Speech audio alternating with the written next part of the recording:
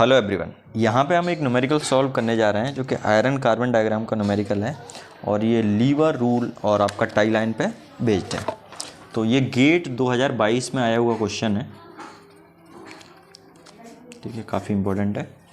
तो इन क्वेश्चन लिखा हुआ देख सकते हैं, in iron carbon diagram the eutectoid is 0.8%। तो पहले तो इटेक्टॉइड आपको पता होना चाहिए। इसमें इटेक्टॉइड क्या होता है, 0.8% से इस तरफ इटेक्टॉइड होता है।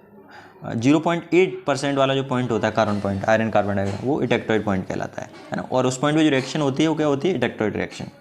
0.8% वेट परसेंट दिया कार्बन का एट 725 डिग्री सेल्सियस, ठीक है। The maximum solubility of carbon alpha ferrite ये 0.25, ठीक है। 0. ये basically 0.25।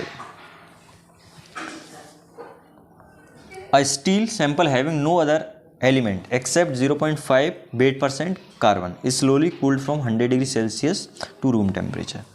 The fraction of protectoid ferrite ये पूछा है। तो देखिए, सबसे पहले आयरन कार्बन डायग्राम इस तरह से आपको पता होना चाहिए। मैंने यहाँ पे बना दिया है टाइम की बचत करने के लिए।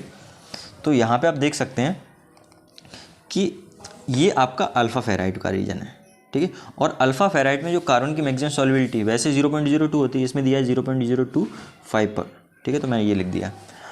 और जो इटेक्टॉइड है वो कितने पे है, 0.8%। तो ये इटेक्टॉइड पॉइंट है आपका, ठीक है। आपको ये रीजन पता होना चाहिए। पहले आयरन कार्बन डायग्राम के बारे में पता होना चाहिए, उसके बाद ही ये क्वेश्चन सॉल्व हो सकता है। तो ये अल्फा आयरन, या इसको अल्फा फेराइट बोलते हैं, ये गामा आयरन, या इसको बोलते हैं ऑस्टेनाइट, ठीक है। ये 723 डिग्री सेल्सियस वाली लाइन है। ये टेम्परेचर बेसिकली क्या होता है, इटेक्टॉइड रिएक्शन। ये 1147 ये इटेक्टिक पॉइंट यहाँ पे मिलता है। उसके बारे में हम बात नहीं करेंगे क्योंकि इस क्वेश्चन में उसकी ज़रूरत नहीं है, ठीक है। अब वो बोल रहा है कि एक सैंपल है अपने पास कार्बन, जिसमें कार्बन का परसेंटेज कितना है, 0.5%।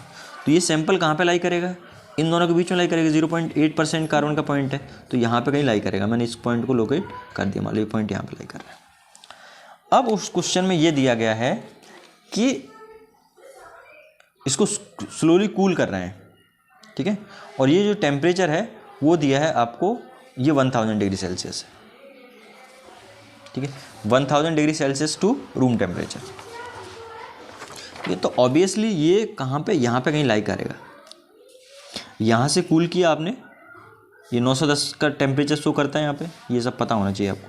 तो यहाँ से और ये 1410 तक रहता है ना। इसमें कार्बन की सॉल्युबिलिटी 2.1% का है, 0.5 का है। खैर इन सब की ज़रूरत नहीं, लेकिन आपको ये पता होना चाहिए। इन सब की भी ज़रूरत पड़ सकती है जब इससे रिलेटेड क्वेश्चन आएगा।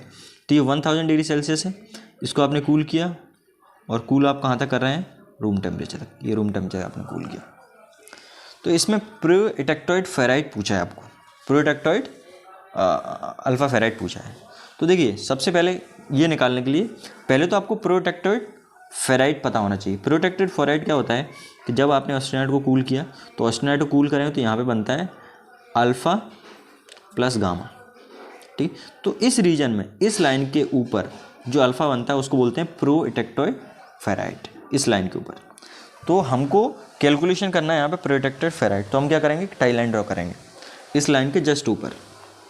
यहाँ पर हमने टाई लाइन ड्रॉ कर लिया, ठीक है। ये टाई लाइन ड्रॉ हो गया। अब लगाएंगे इसमें लीवर रूल।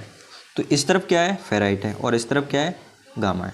तो हम क्या करते हैं, इसमें उल्टा लेते हैं। उल्टा लेने का मतलब ये कि चूंकि मुझे क्या निकालना है, परसेंटेज ऑफ फेराइट या अल्फ़ा फेराइट निकालना है। तो मैं किस, अल्फ़ा फेराइट इस तरफ है तो मैं ये वाला कंसीडर करूँगा, ये वाला आर्म का लेंथ। तो इस आर्म की लेंथ कितनी हो जाएगी, ये एक पॉइंट का रिप्रेजेंट कर रहा है 0.5% कार्बन।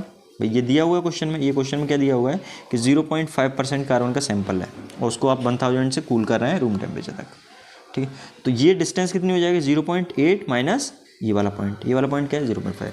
तो 0.8 माइनस 0.5 अपॉन लीवर का टोटल लेंथ। तो टोटल लेंथ क्या हो जाएगा, ये यहाँ से यहाँ तक टोटल लेंथ है, तो 0.8 माइनस 0.025, 0.8 माइनस 0.025, ठीक है। तो इसको हम सॉल्व कर लेते हैं वर्चुअल कैलकुलेटर से।